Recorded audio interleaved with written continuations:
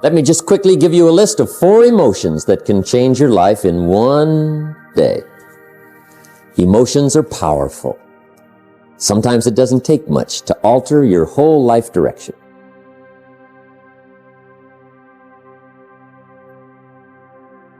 Okay, here they are. Number 1, disgust. Powerful emotion. Disgust says, I have had it. See, that could be the day. The day you can say, I've had it. And whether you've had it with something small or something major, the day you can say, I've had it, may not be the day it ends, but the day it begins. That's what I said when that little Girl Scout left my door when I'm 25.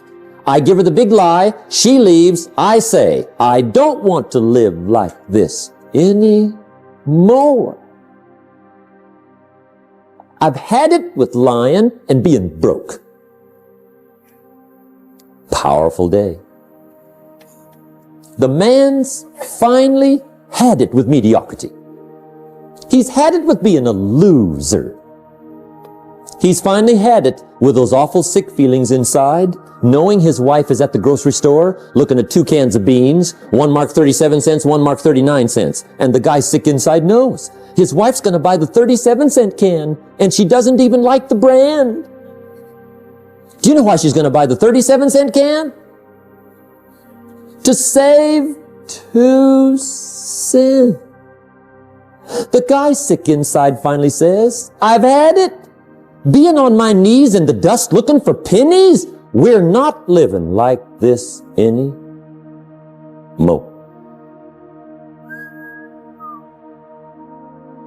Could be the day that turns your life around. The day you can say, I've had it.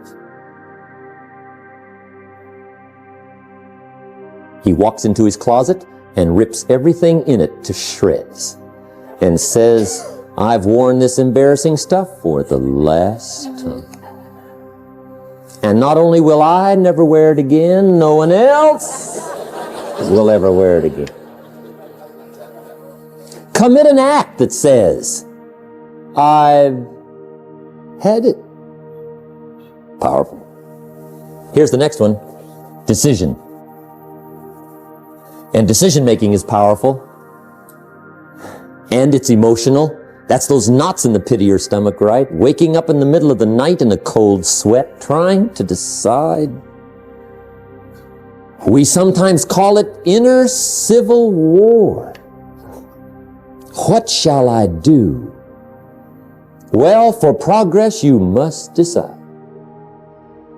The best advice I can give you came from a wealthy friend of mine who said, if it's easy, do it easy. If it's hard, do it hard. Just get it done.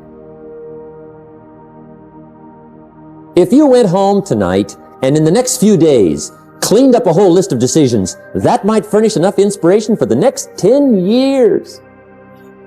I found this out many times after you've decided. Getting on with it is easier than deciding. Sometimes decision is the toughest part.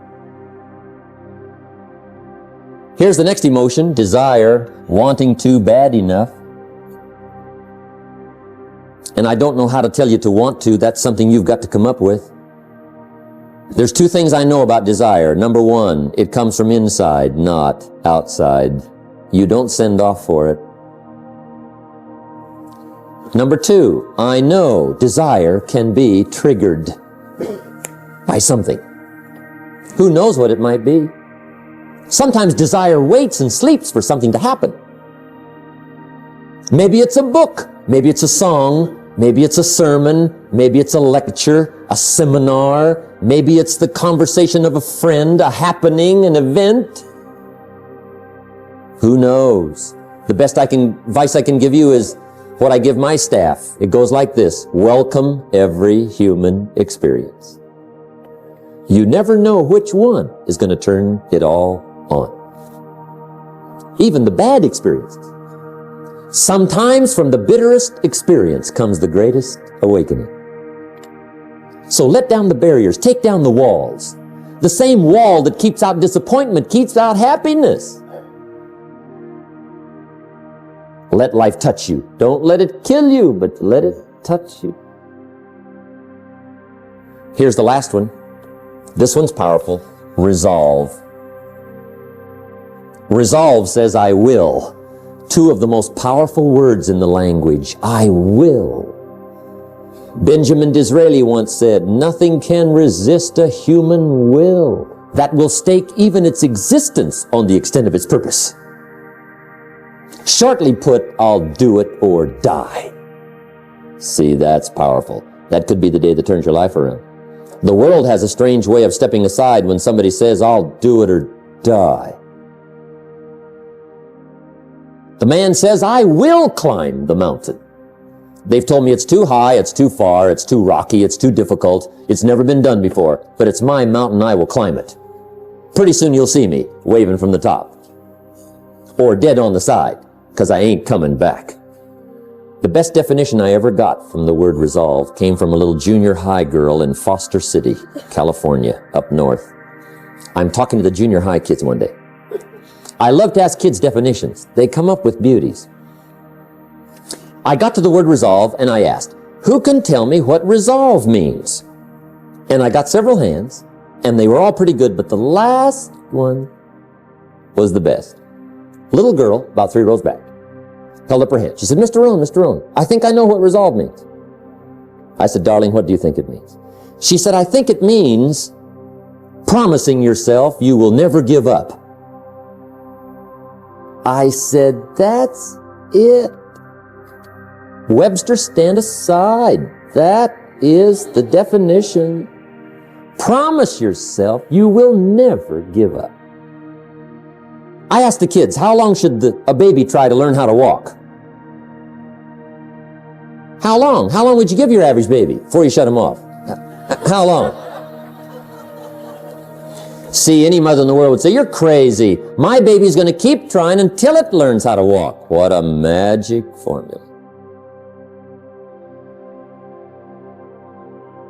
Now let me show you what triggers all emotions into activity that brings results. And results is the name of the game. Here it is. Action. Finally, you must do something about how you feel. Jesus, the master teacher, said, don't just be listeners, be doers. The world admires the doers. Another Bible phrase says, faith without action is useless. Some people these days are big on affirmations. You've got to be very careful of affirmations. There's a thin line between faith and folly. The best clue I can give you on affirmations is this. Affirmation without discipline is the beginning of delusion. And there's nothing worse than delusion. The guy keeps walking west looking for the sunrise. I mean, delusion is bad.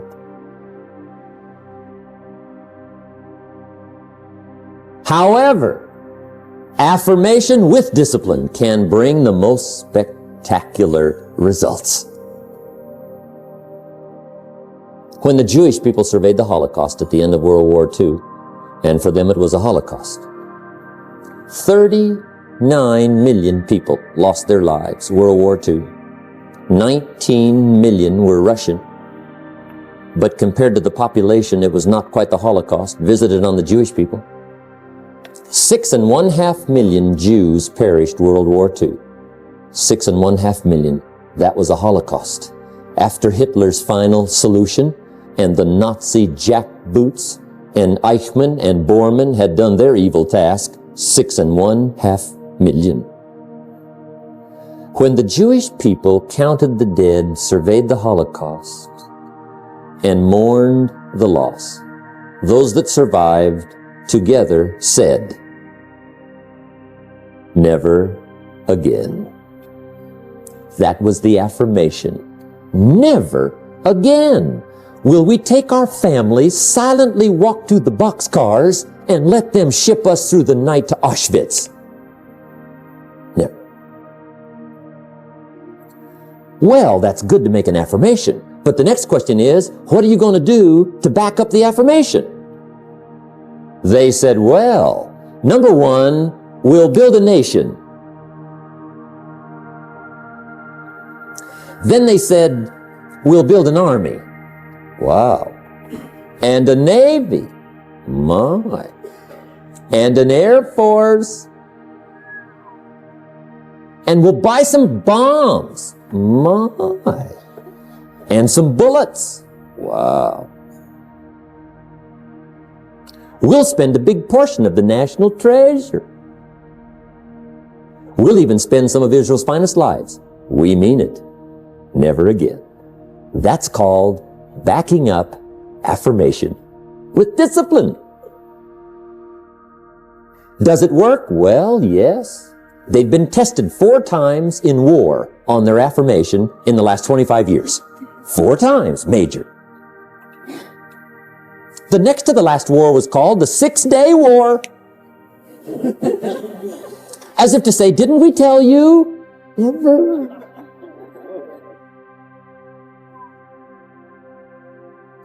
Make sure you always have a game plan to match your wishes. Otherwise, they will always be wishes.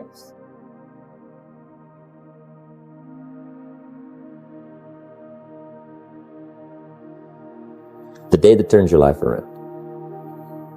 Let me give you 4 questions to take home when we're finished. These are called questions to ponder. And this wraps it up.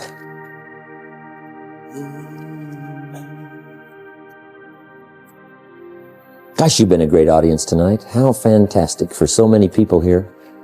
It's been unbelievable. I've really enjoyed it. I could talk all night, but I'm staying here, right? So I got a maid, right? And you got some ways to go. Okay, here's the questions I want you to take home in closing. First question is one of the major questions of the world. Why? Why should you try? Why read that many books? Why go that far? Why earn that much? Why share that much? Why learn all that? Why get up that early? Why put yourself through that much? Why try for all that? Good question. Why? One of the best answers to why is the second question. Why not? What else are you going to do with your life? Why not see how many books you can read, how far you can go, how much you can earn, how many friends you can make, how much personality you can develop, influence you can have, how many things you can accomplish, how far you can go and what you can see? Why not? You got to stay here till you go. Why not? The third question is, why not you? Why not you? Some people have done the most incredible things with limited start. Why not you? Some people have done so well, they get to go, they get to see it all, they get to do it. They get to be there. They get to have it, they get to enjoy it. Why not you? Why not you watching the morning mist rise over the mountains of Scotland? Exploring the mysteries of Spain, soaking up history in London. Why not you? You got to take a stroll through the Palace of Versailles. Why not you? You got to have lunch in one of those neat little sidewalk cafes in Paris. I mean, Denny's is okay, but you got to try Paris. Someday you got to gaze directly at the Mona Lisa.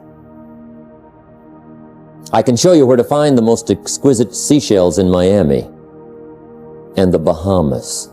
I know where they are. Why not you? You got to shop on Fifth Avenue in New York. You got to stay at the Waldorf Astoria. Have dinner at Lou Chow's. Sliced roast goose on a bed of apple strudel. Why not you? You got to drink in an Arizona sunset. You got to see the world. You got to read the books. You've got to do the enterprises. You've got to be involved in commerce and love and travel and experiences. You got to do it all. Why not you? You've got to know the results that come from splendid discipline. There's nothing like a view from the top. And the last question is, why not now? Don't postpone your better future any longer. Get at it tomorrow with new vigor. Get you some new books. Ask some new questions. Set some new goals. Get you a new journal. Start your projects book. Get a game plan going. Do some more reading. Start to make changes. Have conversations. Make contact. And do it now. And if you will, I have a feeling one of these days we'll be hearing your story. You'll make us a phone call, write us a letter, get in touch with us and let us know what's happening to you. I want to thank you for being here. My final comment would be ask for God's help, which may sound a little strange coming from a strictly commercial company. We are not a religious order, but if you would allow me a personal word, that would be it. I think humans are unique, but we could all use a little help. But of course, you've got to do your part. That's what we've talked about mainly tonight. Do your part, and I think God will do His part. It's a two-way street. And we do play a part. There's a story about the man who took a rock pile in 2 years, turned it into a fabulous garden. People came from everywhere to see it. One day a guy came by, saw the garden, thought it was fabulous, but he wanted to make sure the gardener didn't take all the credit. So to get his point across, he meets the gardener, shakes his hand, and says, "Mr. Gardener, remember, you and the good Lord together have this beautiful garden here." And the gardener said, "Hey, I understand that. I know what you mean." He said, "If it wasn't for the sunshine and the rain and the miracle of the seed and the soil and the seasons, there would be no garden for sure." But he said, "You know, you should have seen this place a couple of years ago when God had it all by Himself." And I think that's true. We do play a part. I'm glad I was not an angel. I think humans have a lot more fun. You've made it a splendid evening, and I want to wish you the very best. Look forward to seeing you on the weekend.